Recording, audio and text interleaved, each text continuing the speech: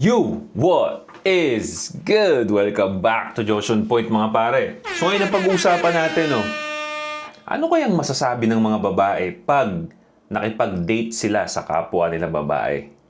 Interesting to mga pare. So hit mo na yung like button, share mo na rin, and let's go! Bad boy straight kala kill, ako 10 toes down. Perfumes pare, available sa mga shops natin. Ang dami pa nating stock. Nagre-restock na tayo lagi, so malabo na kayo maubusan. So go ahead, bumili na kayo habang meron pa. And also, remind ko lang yung bago nating product, yung Bad Boy Trinity, kung saan nasa isang package na yung paborito ninyong mga perfume. Climax, Foreplay, Seduce. No? Nasa isang package na siya. 10 ml each siya pare. So glass yan bro. Okay? Pakasabihin nyo cheap yan. Glass yan. Glass yung gamit natin dyan. Okay? So, available din to sa mga shops natin. Itong video na papanoorin natin pare, no, matagal ko nang nakita to as in. No? Sobrang tagal ko nang nakita to. Pero, nakita ko ulit siya sa Facebook nung nag-Facebook ako. And sabi ko, maganda pag-usapan to. No? Magandang makita natin kung ano ba yung perspective ng babae pag nakipag-date sila sa kapwa nila babae. So, tara, panoorin natin to. I came out as bisexual last year, and since then, I have been dating women. And what I found very fascinating is that the more I date women, the more I find myself understanding heterosexual men. Let me explain. Oh, so pare, bisexual daw siya. So, bisexual pare, ano yun attracted both sa male and female. So, ito si girl, dahil bisexual siya, nag-try naman siya ngayon ng babae. Okay? Dahil dito sa experience niya na to, naintindihan niya ngayon yung kalalakihan. Ano kaya yun? No? Tingnan natin. Exhibit A. I was on a first date with a girl who asked me out, by the way. This is relevant. Because when the check came, she never once made a move to pay. Not even like the fake, let me reach for my purse move. And though I don't mind paying on a date, part of me felt like, the offer would have been nice. I was also a little taken aback. Marami tayong experience na ganyan, pare. Alright? Pag naka-date natin yung babae, although para sa ating mga lalaki, pag sino nagyaya, siya yung magbabayad. But syempre, most of the time tayo yung nagyayaya, understood na. Wala na explanation doon, tayo talaga magbabayad. Yung sa case naman niya, siya yung niyaya ng babae. Okay? Siya yung niyaya ng babae, pero kung napanood niyo yung hindi nga daw nag-gesture na tumulong magbayad doon sa bill. Sa ating kasing mga lalaki, bro, isa rin yan sa mga gusto kong tignan ninyo, no? Pagka alam ninyo na yung babae na palaki ng tama, hindi demanding at hindi entitled, is pagdating ng bayad, although understandable naman talaga or understood na tayo magbabayad, willing sila makihati. Okay, pero syempre tatanggihan. Hindi, ako nagyaya. No, okay lang yan. Sige na, next time na lang. Next time na lang, ikaw na lang. Next time ikaw. So, may second date ka. Okay? So, tignan nyo rin yun. Pero yun yung perspective ko talaga sa dating. Makikita ko yung babae na okay to pagka willing siyang tumulong sa bill. Kahit alam naman natin na tayo talaga magbayad. Pero yung kanya, hinintay daw siya. No? And marami tayong tropa na ganyan yung experience. Di ba? Na parang, hindi man lang umano. Di ba? Hindi man lang gumalaw. Talagang ini-expect niya na bayaran mo siya. No? Na ilibre mo siya. Okay? So, mismong babae na ang nakakareklamo din. Pero mo, pag sila pala yung nasa receiving end, hindi rin pala okay. Akalain mo yon. Pero pag sa atin, parang insecurity. Tawag nila sa atin, insecure. Di ba, bro? So, continue natin. That she didn't even say thank you. And I never heard from her again. Never said thank you. Okay? Tapos, after niyang ilibre, ginost na siya. Biruin mo. Welcome sa pagiging lalaki. Yung ganitong mga klaseng scenario is normal eh. Normal sa atin to, Brad, di ba? Tama ba ako? Kumbaga, Monday lang to. It's just, Monday lang to sa atin yung gino-ghost. Pagkatapos mong gastusan, i-ghost ka. Wala pang thank you, hindi na-appreciate yung ginagawa mo. That's Monday para sa ating mga kalalakihan. Hindi ba? Nakakatawa no? Yung kinalakihan natin bilang lalaki, sa kanila, parang, parang ano to uncharted area to parang ano to, ibang dimension to. Pero sa atin, pare, normal na to. Di ba? Nakakatawa lang. It really made me feel like she just asked me out so she could have a free dinner. And the moment I thought that, I was like, oh my God, I sound like all of my guy friends right now. And Nakita niyo yun? Nung na-realize niya na ginose daw siya nung babae after nila mag-date, naisip niya na parang niyaya lang daw siya para makalibre ng pagkain. Exactly! Kaya nga lagi ko sinasabi sa inyo mga brad, first date talaga is hindi mo talaga kailangan ng expensive na date. Wag ninyong gagawin yung expensive na date sa first date because ito yung iniiwasan ko sa inyo. Okay? Yung gawin kayong para bang foodie call. Di ba may booty call? Foodie call. Tinatawagan ka lang kasi gutom siya, gusto niya magpalibre. Di ba? O, na-experience niya mismo, babae mismo ang naka-experience. Hindi naman talaga natin malalahat ng mga ganyang galaw ng babae. May iba-iba naman sila. But, kaya nga lagi ko sinasabi, ang makokontrol mo bilang lalaki yung galaw mo. Which is, maging matalino ka sa paggastos. Huwag muna, lahat ng babae na mga kadate mo, huwag mo munang gastusan ng paggagrabe-grabe sa first date. Yun ang pinaka-safe na at pinaka-practical na gawin my argument against why guys should pay for dates has always been like, look, girls take hours to get ready. Our investment is looking really nice for you. Makeup, clothes, that costs money too. But we were both girls in this situation. We both took hours to get ready, so I definitely felt slighted. Again, another point niya, no? Kaya daw siya naniniwala na dapat lalaki yung magbayad because nag-makeup daw sila para sa'yo. Yung mga makeup na yun, hindi naman daw yun libre. Ginastos nila yun.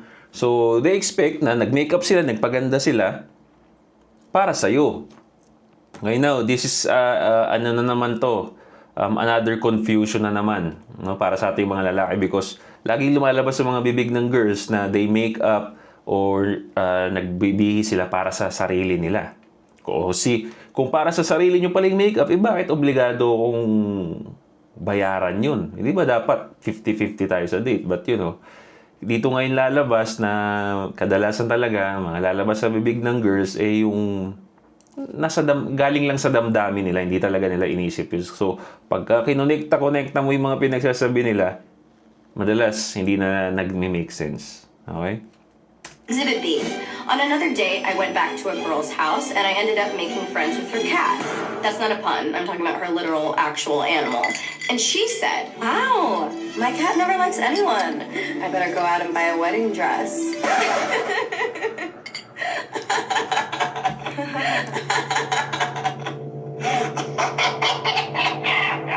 And again. So, yung part na yun pare, medyo rare yun.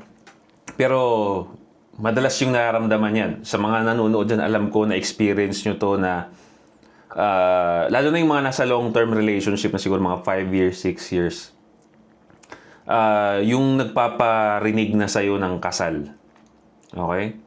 And sabi nga niya, no, naramdaman niya yung pressure kagad. Hindi pa tapos, no? So, pero may naramdaman siya doon bilang babae. Nag-uumpisa pa lang kayo makilala yung isa't isa, pero itong girl na to, nagpaparinig na kagad ng kasalan. Para sa ating mga lalaki, that's a big pressure kagad, lalong-lalo na hindi naman mura ang kasal. Okay? Iisipin kagad natin, teka, kasal, tangina, ilan ba yung magkano ba yung nasa bangko ko nito? Which is yan ang naramdaman ko nung bago ako ikasal. Pero buti na lang, pareho kaming may pera. So, all goods. Diba? Pero, paano pag wala pa? Nag-umpisa ka pa lang sa buhay mo. It's just that, kasama mo yung girlfriend mo na yun ng matagal na. Diba? So, isa yan sa mga ginagawa nila na, para sa akin naman, hindi naman siya, hindi naman siya pangit. No? Nakaka-pressure lang siya. No?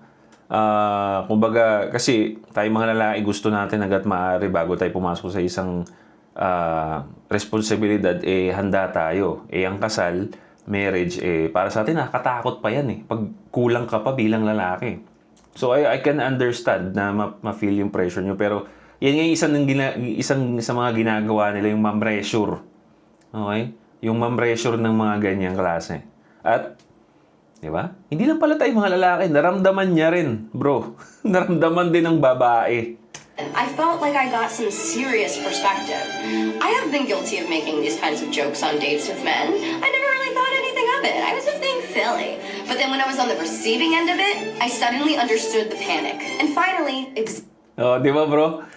Pag, yun nga again, girls kasi talaga, they will just do anything based on their emotions lang.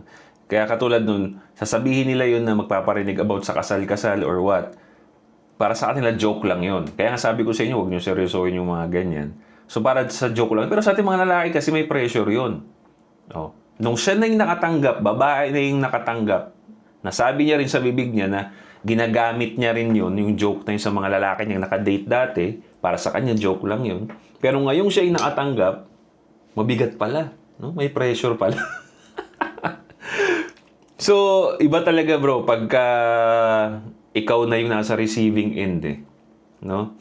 So, panoorin pa natin. Exhibit C. One girl invited me back into her house, and her specific words were, "Do you want to come in and make out?" Obviously, I'm like, yeah, you're really pretty. I want to press my face to yours. But then when we got there, we both just sat on the couch, and she talked till like 3 a.m. And I was like, yo, girl, I gotta wake up at like 6 a.m. I was told there would be kisses here. There are no kisses. And like, look, I don't want to sound like an asshole. Like, so, ito yung tinatawag natin ng paasa. Okay? Madalas din natin ito ma-experience bilang lalaki. Yung si girl magyayaya sa bahay nila or sa kwarto mo. Pero para sa atin, may something na, uy, mukhang gusto magpatira. Okay, good. Pero pagdating dun sa kwarto, wala nangyari. Okay? So, ito yung tinatawag natin na paasa. Tangina, paasa to. Sumakit yung pantog ko. Pero pagdating dito pare, labas yung blame sa babae na ito. Okay? Kasi ang babae, bibigyan ka lang niya ng kumbaga opportunity. Ikaw ang gagrab ng opportunity. Pag yung babae, nagaya na sa bahay ninyo or sa bahay nila, ikaw lalaki ang may trabaho na mag-seduce para may mangyari. Pero dahil nga si girl, walang idea kung paano gawin yun, hindi niya alam. Na bad trip siya dun sa babae. Di ba? Kaya sanay na tayo, kaya mas malupit tayo pagdating sa dating talaga kumpara sa mga girls. Kasi mas mahirap silang intindihin. At dahil mas mahirap silang intindihin, mas pinag-aaralan natin ngayon sila. Ngayon, sa bawat issue nila, meron tayong sagot. So, mas magaling tayo sa dating, mas lumulupit tayo, the more tayong nag-i-interact sa mga babae na to. Sila, hindi. Ang dali-dali lang natin i-please Hindi ngayon sila nag-i-improve. I mean, ganun nature yun, but kailangan kasi lang tanggapin yun na mas magaling talaga tayo sa dating. Okay? Well, sa panahon ngayon, dahil nga pinasupot yung mga lalaki, dahil sa mga agenda na yan, lumalakas ngayon sila. Kaya nga, naintindihan ko rin kung bakit tumataas yung following ko kasi nadidiscover nyo ngayon yung mga nakalimutan nating advantages.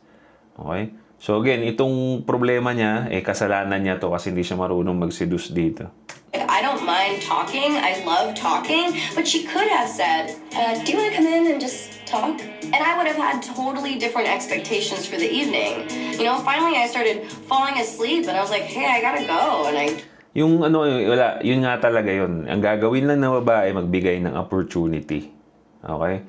For example, ano bang klaseng opportunity yung ibinibigay ng babae? For example, yung choosing signal. Tingin siya ng tingin sa'yo sa club. Kunyari, nasa club kayo. No? Pero I don't suggest na mag-club pa kayo. Basta for example lang to. Tingin ng tingin yung babae sa'yo sa club. That's the opportunity. Binibigyan ka niya ng opportunity para lumapit. Pero yung tingin na yun, walang mangyayari doon kung hindi ka gagawa ng paraan. Katulad lang din nun. Kung nagyaya ng babae sa kwarto niya para daw mag-usap lang, yan yung opportunity. It's up to you na gumawa ng moves para may mangyari. Okay? gave her one kiss and left, and I felt sad that the amount of kisses promised did not equal the amount of kisses delivered. And once again, I felt like a dude who was upset that I did not receive the expected physical kisses I was promised. And I wanted to talk about this because Yeah, yan yung paasa nga. No? Paasa to. Yung kasabihan natin na pinasakit lang yung pantog ko. Yeah. Pero again, kasalanan nating lalaki pag wala nangyari. Let's be clear on that. I felt like this has really been expanding my perspective when it comes to dating. I finally understand a lot of the complaints my male friends have about dating that I admit I would usually dismiss. But now I really get it when they say, dating is just so expensive, man. Yeah. Naintindihan na tayo ng babae, Brad. No? Kaso isa lang. Dating is so expensive sa ating mga lalaki. Right? Because most of the time talaga tayo ang gagastos. And that's the unwritten rule talaga. Ikaw bilang lalaki, kailangan mo rin ma-practice na ikaw ang gumastos because hindi nga pwedeng pumasok ka sa relationship na hindi ganun yung mindset mo. Kasi pag long term pa kayo niyan, may hirapan ka kung hindi ganun yung mindset mo. Pare. Alright? So, a man is a provider, pare. Okay? Tatandaan nyo yun. Sometimes I feel like a girl doesn't... Welcome to the girl. We've been going through this. We've been going through this. Usually expected to go Dutch on the first few dates, but you're like a jerk if you even suggest. It's fun, no? Masaya yung video na yun dahil nakakatawa actually na babae pa, no? Yung naintindihan na tayo ng babae nung siya nandun sa kalagayan natin, no? Kaya nga para ito tatandaan ninyo, ang pinaka-reason din kung bakit ginawa ko tong video na to. Kasi marami pa ring mga tropa dyan ang walang idea kung saan kukunin yung mga dating tips or yung mga dapat nilang gawin sa dating. At dahil nga lost na lost itong mga kalalakihan na to, nakikinig sila sa mga babaeng influencer na nagtuturo ng dating. Which is hindi nga pwede yun, Brad. Hindi nila napagdadaanan yung napagdadaanan natin when interacting sa mga babae. Okay? At lagi lang nilang sasabihin dyan yung pabor sa kanila pagdating sa dating. Di ba? Pero mo, siya nga ito nga yung greatest example na akala niya pag lalaki sumakit yung pantog, sasabihin, dapat hindi mo dinidemand yun sa babae. Nung siya na yung nasa receiving end, siya yung pinaasa ng babae, di ba bad trip din siya? Di ba? Hindi nila may experience yan hanggat hindi sila nagiging lalaki at hindi sila nakikipag-date sa kapwa nila babae. Okay? Kaya nga ito, pansin mo sa States, bro, kung saan mas maraming lesbian. Yung lesbian relationship nila, ang statistic nun, mas mataas ang domestic abuse sa mga lesbian couple kumpara sa mga straight. Bakit? Bakit ka mo? Isa lang ang nakikita kong reason. Pareho silang hindi magkaintindihan. Kaya nauuwi na lang sa pisikalan, pare. Hindi sila magkakaintindihan Diba? Tignan nyo sa statistics yan, bro. Mas mataas ang domestic abuse ng lesbian couple kumpara sa straight couple. Wala parehong babae. Hindi magkaintindihan. Pagka, most of the time, pagka lalaki, babae nag-aaway sa isang bahay, yung lalaki minsan umaalis. O tatahimik lang habang yung babae yung nagbubunga. Di ba? Hindi man ako agree doon, but yun yung realidad. Yun yung reality. Pagdating sa relationship, mga pare, okay, always listen sa lalaki lang. Okay? Mukha mang hindi maganda pakinggan doon, but it is what it is, bro. Kasi, hindi nga nila alam kung paano makipag-date sa babae. Okay?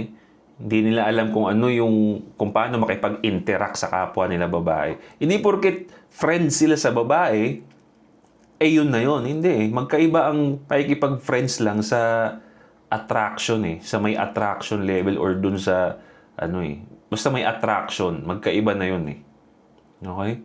So, I hope nag-enjoy kayo doon at may natutunan kayo doon sa video na yun, pare. Leave a comment down below kung ano masasabi ninyo. Agree ba kayo doon sa napanood natin? Ano masasabi niyo doon kay girl, no? So yeah, again pare, mga perfumes natin available sa mga shops. This is Josh on Point. See you next time. Boom.